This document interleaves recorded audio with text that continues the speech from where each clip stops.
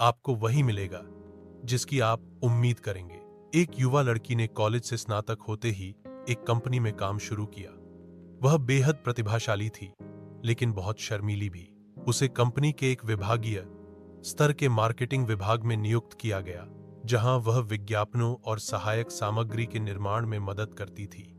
उसके पर्यवेक्षक सुपरवाइजर ने उसकी शर्म को रचनात्मक और विचारशील कौशल की कमी से जोड़ दिया। परिणामस्वरूप उसे कभी भी विचार मंथन या योजना सत्रों में शामिल नहीं किया गया। सुपरवाइजर को लगा कि वह केवल छोटे छोटे ग्राफिक लेआउट और पेस्ट अप जैसे साधारण कार्यों के लिए ही उपयुक्त है।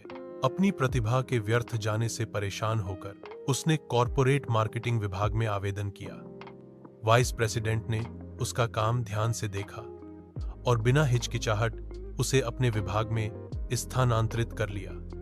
वाइस प्रेसिडेंट की नजर में उस युवती की छवि सकारात्मक थी, इसलिए उन्होंने उसे कई महत्वपूर्ण और कठिन परियोजनाओं पर काम सौंपा। उसने शानदार प्रदर्शन किया।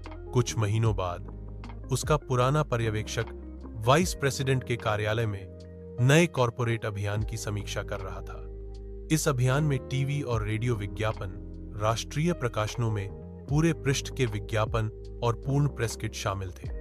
पुराने सुपरवाइजर ने पूछा, मेडिसन एवेन्यू का कौन सा जादूगर यह कर गया?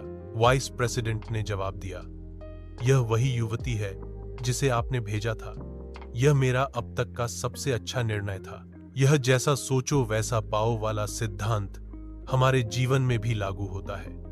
एक बार एक लड़के ने अपने पड़ोसी से पूछा कि क्या वह उसका लॉन काट सकता है। पड़ोसी ने कहा कि वह पहले उसके पिता से पूछे। पिता ने कहा, मुझे नहीं लगता कि वह लॉन मूवर संभाल पाएगा। मैंने उसे कभी इसके पास भी नहीं जाने दिया। अगर चाहो तो कोशिश कर लो। पड़ोसी ने भरोसा दिलाया कि वह लड़के पर नजर रखेगा और सुनिश्चित करेगा कि वह मशीन को सुरक्षित तरीके से इस्तेमाल करे।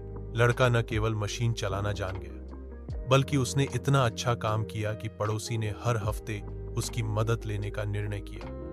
पिता भी हैरान थे। मुझे कभी अंदाजा नहीं था, उन्होंने कहा।